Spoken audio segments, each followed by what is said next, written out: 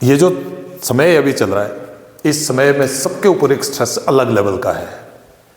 All the students, all the parents, all the teachers in fact they are undergoing a stress. किसका stress है? Exam का stress है। चलिए exam को थोड़ा सा, उसके लिए थोड़ी सी कुछ ऐसी चीज़ें डिस्कस कर लेते हैं जिससे हो सकता है कि हमारा एग्ज़ाम में जो है वो अच्छा करें हम, और एग्ज़ाम जो है वो स्ट्रेस फ्री होकर हम उसमें अच्छा अपना जो हमारा एक्सपेक्टेड रिजल्ट है उसको प्राप्त कर सकें। तो एग्ज़ाम जो है वो किसी के लिए भी कभी भी वो एक अलग तरह का फियर क्रिएट करता है, और उस माहौल में हम लोग अपना अच्छा दे नहीं पाते हैं। तो फिर क्या करें? तैयारी अच्छी करो। तैयारी भी अच्छी करी है, फिर भी एग्ज़ाम का डर है, क्योंकि एग्ज़ाम जो है कुछ भी आ सकता है। एग्ज़ाम में कुछ भी, मतलब कहीं से भी कोई क्वेश्चन आ सकता हो सकता है मैंने ना पढ़ा हो सकता है मैंने जो पढ़ा है वही आया है। तो ये सारी चीज़ें को ध्यान में रखते हुए कुछ हम एक ऐसी चीज़ें, कुछ ऐसी बातों के ऊपर हम लोग आज बात करने वाले हैं जिसके ऊपर हम अगर ध्यान रखें, थोड़ा सा भी ध्यान रखें, तो चांसेस हैं, प्रोबेबिलिटी है कि हम अच्छा कर पाए। दोस्तों, मेरा नाम देवेंद्र चौहान है और मैं एजुकेशन की ही लाइन में काम करता हूं, और एजुकेशन में बहुत सारे एग्ज़ाम्स खुद भी दिए हैं, और हर साल एग्ज़ाम हम स्टूडेंट्स का देते भी हैं। तो हमने देखा एक नया लेवल का जो उस दौरान जो माहौल होता है उसको पेरेंट्स के ऊपर भी और सबके ऊपर, और इसी फरवरी के दौरान शुरू हो जाते हैं एग्ज़ाम्स, चाहे वो प्री बोर्ड्स हैं, चाहे वो प्रैक्टिकल्स हैं, उसके बाद जो फाइनल एग्ज़ाम्स हैं वो हैं, उसके बाद followed by the entrance, different entrance exams like polytechnical diploma के लिए है, इंजीनियरिंग के लिए है, जिसमें ऑल इंडिया जो हमारा जिसको हम बोलते हैं जेई मेंस और जेई एडवांस है, नीट का एग्ज़ाम है जो है मेडिकल एंट्रेंस के लिए है, मतलब डिफरेंट काइंड ऑफ यूपीएससी का एग्ज़ाम है, UPSC state public service commission के एग्ज़ाम्स हैं। तो उसके लिए हमारी तैयारी क्या हो, कैसे तैयारी हो, और तैयारी करने के साथ ही और कौन सी चीज़ों का ध्यान रखा जाना है। तो एग्ज़ाम्स को मैं 3 पार्ट्स में बांटता हूँ, और उस एग्ज़ाम के दौरान इस पूरी प्रोसेस में इसको हम 3 भागों में बांट सकते हैं। पहला भाग है बिफोर एग्ज़ाम, मतलब ये 15-20 दिन पहले की बात मैं कर रहा हूँ। बिफोर एग्ज़ाम, ड्यूरिंग एग्ज़ाम और आफ्टर एग्ज़ाम। आफ्टर एग्जाम ये 3 फेजेस हैं। 15-20 दिन पहले का समय को हम लेते हैं, तो मतलब एक महीना पहले से ले लो आप। इस दौरान हम क्या कर सकते हैं, ड्यूरिंग एग्जाम हम क्या कर सकते हैं, आफ्टर एग्जाम हमें क्या करना चाहिए जिससे हम अच्छा सा अपना एग्जाम को दे सकें। बिफोर एग्जाम हमारी तैयारी, डेफिनेटली तैयारी अच्छी होनी चाहिए। जो हमने पढ़ा है उसका प्रॉपर रिवीजन हो। रिवीजन का भी तरीका है। देखिए, रिवीजन के तरीके के लिए मैं ये बोलता हूँ कि जो आपने आज पढ़ा उसको आप आज ही रिवाइज करें, और 1 दिन के बाद रिवाइज करें, फिर 1 हफ्ते के बाद रिवाइज करें, और फिर ऐसे हम उसको, मतलब लॉन्ग, मैं पूरे साल की प्रिपरेशन की बात कर रहा हूँ। तो फिर उसके बाद उसको 1 महीने में रिवाइज करें, और उसके बाद 3 महीने में रिवाइज करें, और ऐसे करके आपके बहुत चांसेस हैं कि वो सबकॉन्शियस माइंड में आप उसको स्टोर कर लो।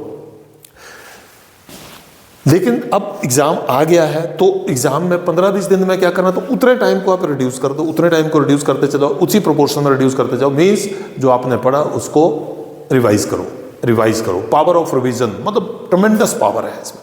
किसी व्यक्ति को, कोई भी व्यक्ति किसी भी एग्जाम की तैयारी कर रहा है, एक गो में कभी भी नहीं हो सकता। मतलब एक बार पढ़ा उसको समझ आ जाए, नहीं हो सकता है, उसको रिवीजन करना पड़ेगा। अब कोई व्यक्ति 4 बार रिवीजन करता है, 5 बार रिवीजन करता है, तो चांसेस हैं कि वो बहुत अच्छा अटेम्प्ट करेगा। और कोई व्यक्ति 1 बार रिवाइज करता है तो उसके चांसेस है कि वो थोड़ा कम अच्छे से उसको अटेम्प्ट कर पाएगा, उससे थोड़ा कन्फ्यूजन लेवल जो है वो ज़्यादा रह जाएगा, उसकी अंडरस्टैंडिंग कम रहेगी। तो प्रिपरेशन, प्रॉपर प्रिपरेशन हो। प्रॉपर प्रिपरेशन में मैंने लिख दिया, बता दिया, प्रॉपर प्रिपरेशन हो उसकी।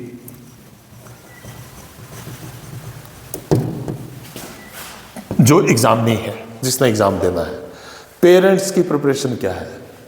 पेरेंट्स भी तो इसी दौर में गुजरते हैं, या तो पहले गुजरे हुए हैं इस दौर में एग्जाम देने के, पर अब बच्चों का एग्जाम्स है तो उनके लिए क्या है। टीचर्स के लिए भी सेम मैं बोल रहा हूँ। पेरेंट्स के लिए क्या है कि बच्चों को अच्छी डाइट दें। डाइट उनकी डाइट के ऊपर ध्यान रखें। वो डाइट में मैं बोल रहा हूँ कि रिच कौन सी, लाइव फूड्स ज़्यादा होने चाहिए, लाइव फूड, फ्रूट्स, वेजिटेबल्स। और जो बाहर का खाना है वो अवॉइड करना है, मतलब जो हम जिसको बोलते हैं तला भुना, मसालेदार ज़्यादा, जिसको बोलते हैं ना चटक पटक, जो हम करते हैं कि ये खा लिया, खट्टा मीठा सब खा लिया, क्योंकि उससे चांसेस है कि आपकी हेल्थ के ऊपर इशू आ जाएगा। एक बार टेम्परेचर आ गया, एक बार गला खराब हो गया, एक बार वैसे ही आपको कुछ और इन्फेक्शन हो गया, तो 5-4 दिन जो है वो 4-5 दिन आपका टाइम जो है वो वेस्ट हो गया। उससे अच्छा है कि हम उसको अवॉइड करें। दूसरा जो फूड लेना वो इजी टू डाइजेस्ट वाला जो फूड है, इजी टू डाइजेस्ट। इसमें हम बड़ी सारी चीज़ें, मैंने बोला कि खिचड़ी ले सकते हैं, या आप दही ले सकते हैं, आप बहुत सारी ऐसी चीज़ें जो है वो दलिया ले सकते हैं, दाल ले सकते हैं, मतलब उसको इस चीज़ से को आसानी से पच जाए ऐसा। और रात को अवॉइड करें, या तो पहले अवॉइड करें, नहीं है तो सनसेट से पहले ले लें, और सुपाच्य भोजन लें, और थोड़ा भोजन है, ज़रूरत से कम भोजन, 1/4 भाग जो है वो उसका पूरे भूख का जो है उसका भोजन के साथ पूरा करें। उसके बाद क्या प्रिपरेशन है, जो मेरे इसेंशियल डॉक्यूमेंट्स हैं जो मुझे एग्जाम्स में लेके जाना है, चाहे मेरा एडमिट कार्ड है, चाहे कोई और आधार कार्ड है, या कोई मेरा और आइडेंटिटी कार्ड है, जो भी मेरा वो लेके जाना है, राइटिंग टूल्स हैं, और जो चीज़ें मुझे लेके जानी है, और जो वहाँ पे जैसे वाटर बॉटल है, उसको रिस्ट वॉच है, ये क्योंकि मुझे mobile phone will not be allowed in the examination hall, तो मेरे पास या तो वहाँ पे कोई क्लॉक लगा होगा जिससे तो मैं टाइम को मैनेज कर सकूँ, either I need wrist watch, तो मैं टाइम भी मैनेज करना है, 2-3 घंटे का समय होता है, 3 घंटे का नॉर्मली समय होता है, तो उसको मैनेज करना है। तो उसके लिए मुझे क्या चीज़ करने की ज़रूरत है, वो ऑल इसेंशियल डॉक्यूमेंट्स, ये मुझे, और टूल्स, डॉक्यूमेंट्स एंड टूल्स, ये मुझे जो है वो तैयार करने 1 डे बिफोर द एग्जाम्स।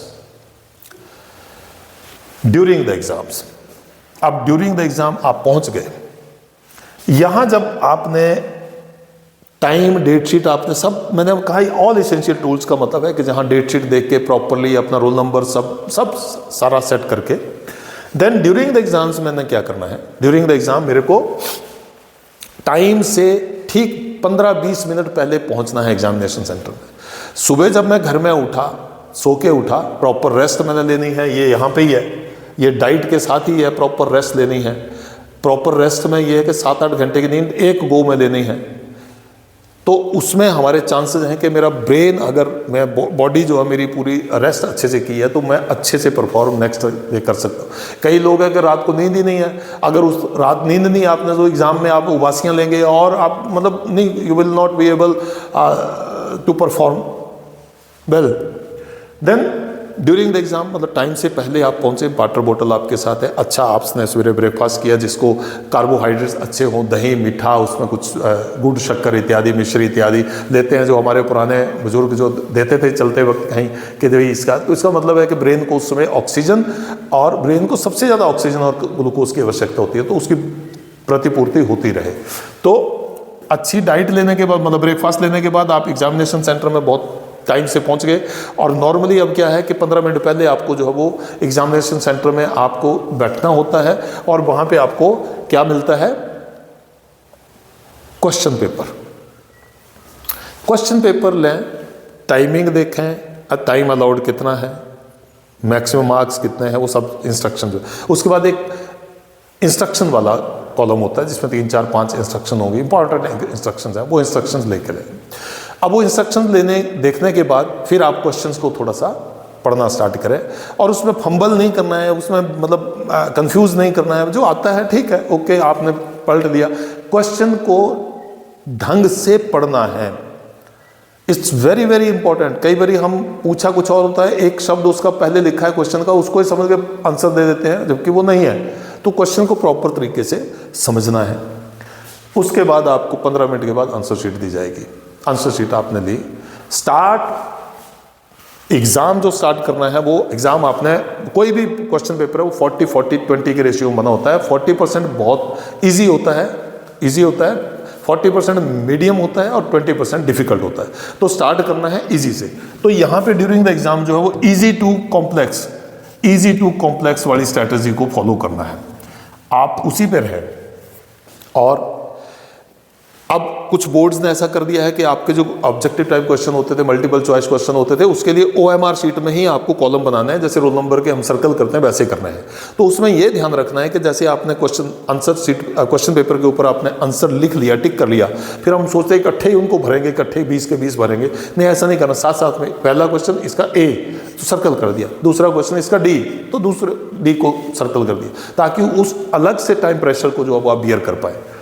और बीच बीच में जब आपको लगे कि मैं बहुत थकावट महसूस कर रहा हूँ, कई बार हाथ भी थक जाते हैं, ब्रेन काम करना बंद कर देता है, मीन्स मतलब फटीगनेस फील करता है, तो आप 2-5-7 सेकंड का एक पॉज ले सकते हैं, आंखें बंद करें, डीप ब्रीथ करें, पानी का गिलास पिएं, दिन feel refreshed and again start answering. 10 से 15 मिनट का समय जब रहता है तो हम बहुत कोशिश कर रहे होते हैं कि बहुत जल्दी सारे क्वेश्चन करना है, 2 लाइनें लिखी, गलत लिखी, ये लिखी, उससे अच्छा है जो करें उसको अच्छे से करें। 10 मिनट का टाइम दें आपको रिवाइज करने के लिए। क्वेश्चन पेपर जो आपने जो क्वेश्चन लिखे हैं, क्या उन्हीं का आंसर नंबर जो डाला है आपने आंसर शीट के ऊपर, उसी क्वेश्चन का नंबर डाला है कि चौथा क्वेश्चन था उसको सबसे पहले आपने किया तो पहला तो नहीं डाल दिया नंबर, उसको चौथा ही नंबर डालना है, 4 ही नंबर डालना है। तो ये सब चीज़ों का आपने ध्यान रखना है। उसके बाद भी समय आपके पास बच जाए, then you can write down. 2 number के क्वेश्चन में 100 वर्ड्स की मान लीजिए लिमिट लगाइए, आपने 300 वर्ड्स लिख दिए, it is of no use, it is of no use at all. आपको 500 शब्दों को कोई चीज़ लिखनी है, आपने 100 शब्दों को भी लिख के आपने मान लिया कि क्वेश्चन मैंने अटैम्प्ट कर लिया, तो that is also of no use. ठीक है, बहुत कम आप उसमें स्कोर कर पाओगे, तो इस चीज़ को अवॉइड करना है। अब फाइनली आफ्टर द एग्जाम क्या करना है? आफ्टर द एग्जाम जैसे हम बाहर निकलते हैं, हम क्वेश्चन पेपर को इवैल्यूएट करना शुरू कर देते हैं, हम टीचर के साथ डिस्कस करना शुरू कर देते हैं। टीचर भी बहुत ईगर होते हैं, अगर उस सराउंडिंग में है मान लीजिए, तो बहुत ईगर होते हैं कि मैं पता करूं कैसे हुआ क्या हुआ। उससे बहुत सारी चीज़ें जो हमारी वो मतलब गलत होनी शुरू हो जाती है, नहीं करना है उसको। आप just fold the question paper, if it is possible कि अगर नेक्स्ट जो एग्जाम आपका है उसकी बुक या नोटबुक आप साथ में कैरी करें, बाहर रखी हो एग्जामिनेशन सेंटर में तो विल नॉट बी अलाउड, तो बाहर ही रखी होगी डेफिनेटली, तो उसको अपना लें, आप अपने बैग को लें और उसमें से आप कूलली कामली अपने एग्जामिनेशन सेंटर से जब चलते हैं तो आप उसके ऊपर ना सोचें, नेक्स्ट एग्जाम के बारे में सोचें। बिकॉज जो भी आपने किया होगा आपने उसको अब अपनी सेल्फ इवैल्यूएशन से या दूसरे की इवैल्यूएशन से it will make you more feel pressurised और more stressed rather than making you light. अगर आपने क्वेश्चन पेपर में अच्छा आंसर शीट अच्छी लिखी होगी, क्वेश्चन अच्छे से अटेम्प्ट किया होगा, तो आपको पता होगा, वो आपका कॉन्फिडेंस ही बता देता है और अंदर से एक आपको फीलिंग आ रही होती है कि मैंने ये अच्छे से किया है, ठीक कर दिया है। Okay, then go home, take proper rest and start preparing for the next exam. Same repeat करना है आपको। आफ्टर एग्जाम में सिंपल इतना बोलना चाहता हूँ कि इवैल्यूएशन में नहीं पढ़ना, आपने पन्ने नहीं पलटने शुरू करना है, पिछली किताब को नहीं देखना, पिछले पेपर को नहीं इवैल्यूएट करना शुरू करना, नेक्स्ट पेपर के लिए आपने प्रिपेयर करना स्टार्ट करना है। और जब पूरी प्रोसेस ये 4 या 5, 6 पेपर जितने भी आपके एग्जाम्स होते हैं वो हो जाएं, उसके बाद आप इसके ऊपर कर सकते हैं। अपने मार्क्स अपने अकॉर्डिंगली आप उसको जो वो अपने क्वेश्चन पेपर के ऊपर अलॉट कर सकते हैं कि मेरे हिसाब से इतने मार्क्स मेरे को मिलना चाहिए। That makes some sense. But हम ड्यूरिंग एग्जाम ये सब चीज़ें करने लगते हैं और 3-4 घंटे 5 घंटे मेरे और इसमें निकल जाते हैं। मोर ओवर आपके जो एग्ज़ाम है उसमें 1-2 दिन का गैप मिल जाता है भाई। कुछ ही यूनिवर्सिटी या कुछ ही जो क्लासेज होती हैं उनके एग्ज़ाम होते हैं कंटिन्यूसली होते हैं, तब तो आपके बहुत ही कम समय होता है। अगर 3 दिन का समय बीच में, 2 दिन का समय बीच में, तो आप अच्छे से मैं कहता हूँ कि रिवाइज कर सकते हैं। So wishing you all the students who are appearing in the coming exams all the very best to their parents, कि आप सब लोग जो है इस एग्जामिनेशन प्रोसेस को एक अपनी लर्निंग के लिए एक स्टेपिंग स्टोन बनाएं। एक एग्जाम 2 घंटे का 3 घंटे का एग्जाम आपकी डेस्टिनी को डिसाइड नहीं करता है। It is not the ultimate destiny for you, something big is there. तो ऐसा नहीं है कि ये 2 घंटे का एग्जाम है जिसने डिसाइड करना है मैं कितना इंटेलिजेंट हूँ, मैं कितना क्या हूँ। बट यस, प्रिपरेशन में कोई कमी नहीं रहनी चाहिए। I should not feel regret at the end of my exam, काश मैंने ये पढ़ लिया होता, काश मैंने ये क्वेश्चन पहले किया होता, काश मैंने ऐसा किया होता, वैसा किया होता। उसका खेद नहीं होना चाहिए। ऐसे इस प्रोसेस को जो है वो एंजॉय करते हैं। सो उस दिव्य शक्ति का धन्यवाद करते हुए और बस इसी भाव के साथ कि मुझे एग्ज़ाम जो है वो एक पड़ाव है, एक और अलग पड़ाव है जहाँ से हम अगली मंजिल की ओर बढ़ते हैं, अगले पायदान की ओर बढ़ते हैं। बस दैट्स ऑल।